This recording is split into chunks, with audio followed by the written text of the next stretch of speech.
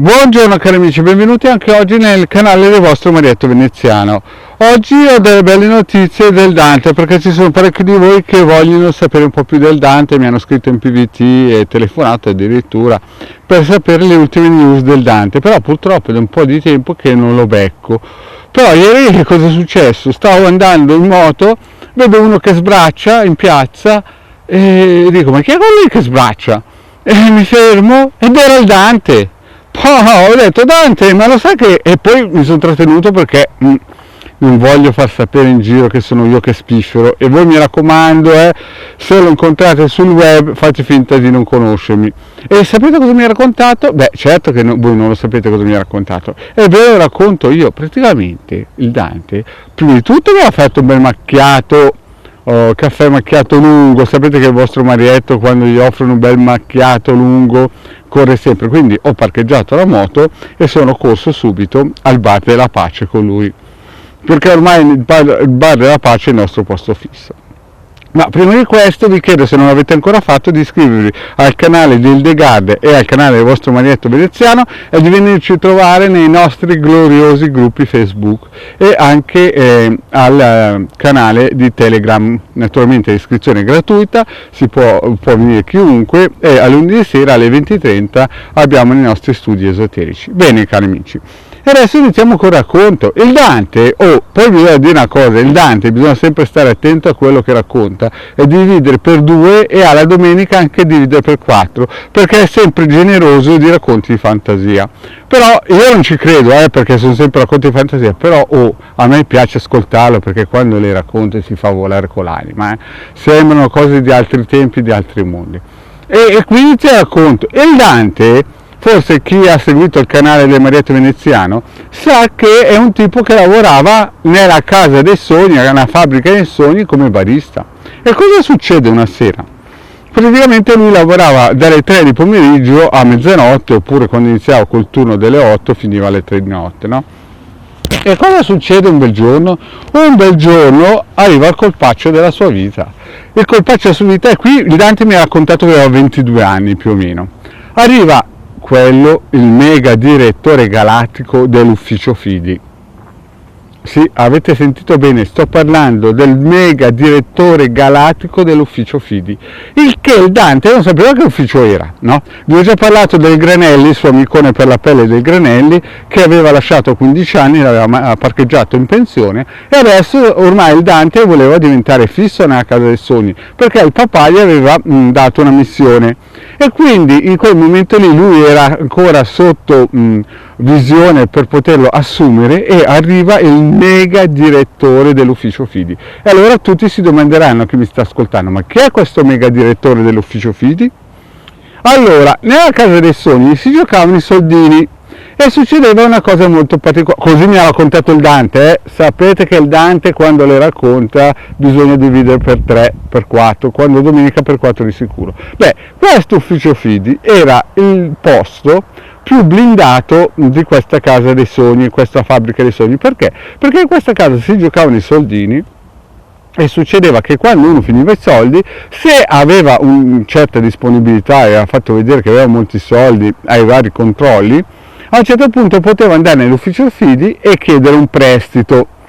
E chiaramente il Dante, era il posto più ambito di tutti, perché lì si prestava i soldi a chi giocava nella fabbrica dei sogni. Ma cosa aveva di particolare questo ufficio Fidi? Prima di tutto era un ufficio che praticamente si aspettavano i clienti che arrivavano in bocca, e poi però c'era qualcosa che il Dante non sapeva. E non lo sapeva neanche il vostro Marietto, è per questo che io non ci credo, perché è una cosa come mi ha raccontato ieri davanti a un bel cafferino, è impossibile crederci. Però io qui lo dico e qui lo nego, non venitemi poi a dire che perché queste cose qui solo il Dante le può raccontare in giro. Ma mi ha raccontato il Dante, e lo dico sottovoce, mi ha raccontato il Dante che l'ufficio Fidi, visto che in quella casa dei sogni andavano le persone più potenti d'Italia in quel periodo lì, i servizi segreti prendevano le informazioni. E io gli ho detto, ma Dante, e qui parlo sottovoce perché non voglio che mi sentano in giro, perché sapete che il vostro Marietto non le va a dire in giro a nessuno, perché sono come la tomba. Sì, i servizi segreti prendevano le informazioni. E gli ho detto, beh Dante, cosa c'è il problema? È normale, no? Il fisco vuole sapere un po' le persone dove mettono i soldi. Ma il Dante mi ha detto che prendevano le informazioni con un altro sistema. E gli ho detto, ma Dante, ma cosa mi stai dicendo? Ma come fanno a prendere altro sistema? E qui il Dante si è lasciato andare, mi ha aperto il Vangelo. Io però dico, e lo dico qui ma lo nego, se qualcuno mi chiede se il vostro maglietto è spifferato, io nego, perché non voglio che poi il Dante venga a prenderlo. Mi ha detto che c'era un farmacista che passava dei psicotropici e quando le persone andavano a chiedere il prestito in questa casa dei sogni, gli si offriva sempre o una coppetta di champagne o un cafferino corretto, Gianoglietto, che era un nome fantasia del farmacista che passava all'ufficio fidi psicotropici. Quindi quando il Dante mi ha raccontato, è arrivato là, gli hanno spiegato che quell'ufficio era praticamente un avamposto del Ministero degli Interni, che gli serviva per chiedere le informazioni ai clienti danarosi. Così loro prendevano le informazioni e in un modo o in un altro, con un bel psicotropico, sapevano un po' tutto della persona. Poi il Dante l'ha ingigantita la favola e io a un certo punto ho chiesto un altro caffè anch'io, ho detto, senti Dante, per sentire questa storia bisogna un altro caffè. Mi ha detto che l'ufficio Fidi, dopo che aveva preso le informazioni, a parte passarle giù a Roma al Ministero degli Interni, cioè prima di passarle giù a Roma al Ministero degli Interni, aveva una veggente, una delle migliori d'Italia, che quando la patata era grossa la chiamavano e si facevano dire in doppio cieco se era vero quello che avevano sentito, perché non volevano fare le figuracce di mandare giù a Roma informazioni non corrette. Ovvero non è che le informazioni arrivavano a Roma direttamente, passavano da un direttore di un'altra azione di un albergo, il quale le divideva un po' al suo Stato e un po' allo Stato romano. E qui il Dante ha incominciato a aprire il Vangelo. Io a questo punto qui ho detto, senti Dante, questa è grossa, adesso tu mi stai dicendo che nella casa dei sogni, a fabbrica dei sogni, c'era un ufficio che si chiamava ufficio Fidi, in cui offrivano il caffè corretto Gianoglietto con psicotropici per chiedere le informazioni alle persone ricche che poi non si ricordavano più di aver svuotato un sacco, e poi queste informazioni venivano passate al Ministero degli Interni a Roma, ma prima di passare al Ministero degli Interni a Roma chiamavano una veggente che in doppio cieco diceva se erano vero o false queste informazioni. E il Dante mi guarda e mi dice sì.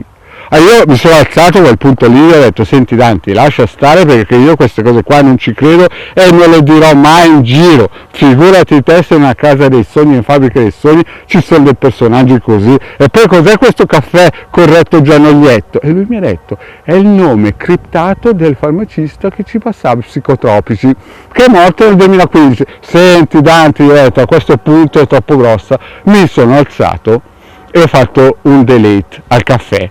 Cari amici, ecco la storia in prima visione del vostro maglietto veneziano, del racconto del Dante. Io non ci credo nulla, qui lo dico, qui lo nego. Se il Dante vi viene a chiedere se l'ho detto io nego, dico che non vi conosco.